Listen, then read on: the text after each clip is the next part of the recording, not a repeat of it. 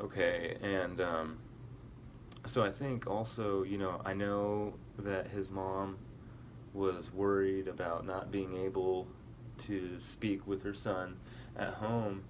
Hmm. Um, So our but third solution is to make her comfortable yeah, with speaking Spanish to the student, to Juan at home, exactly to help him. because it's bilingual education, and so we don't want him to speak only one thing and not the other.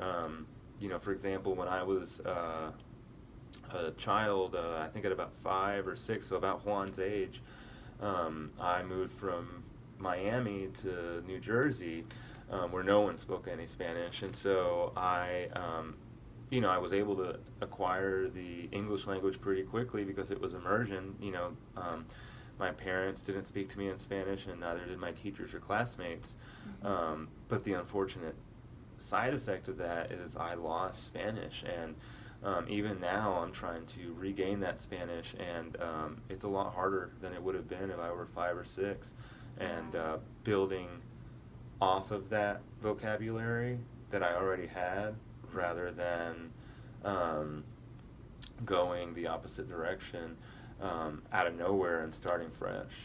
Right. Yes. So even so, there's no evidence that shows that students with disabilities, any kind of disability, learning disabilities like Juan, um, would impede, his learning abilities by learning a second language. So.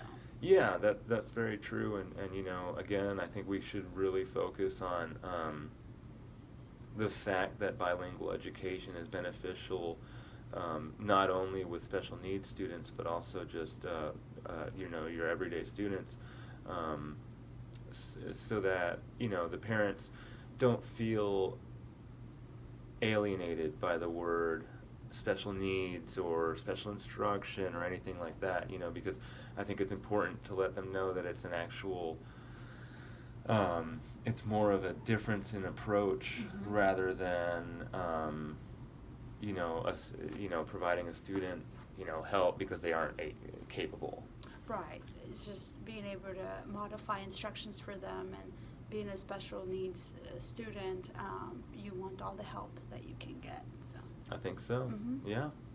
All right. Well, let's. You think you were ready to talk to Juan's parents Yes, we are definitely ready to let them know all and the the. special education teachers as well? Yes, we would talk to the special education teacher too. All right. Well, thanks for discussing this with me. You're welcome. Thank you, John. All right, of course.